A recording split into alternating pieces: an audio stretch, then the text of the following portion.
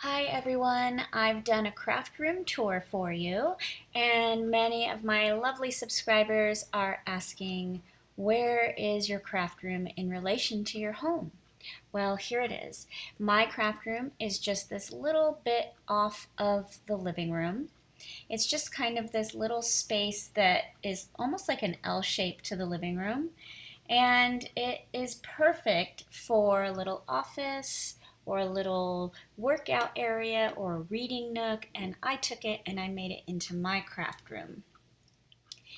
And as you can see, we live in a split level home. So you have the living room floor with my craft room in the middle, and then you have stairs going up to the kitchen and dining room, and you have stairs leading down to bedrooms.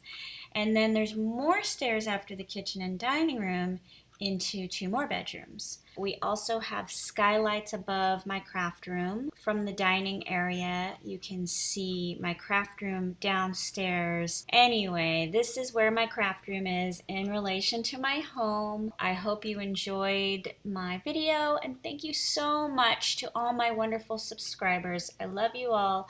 Have a wonderful day.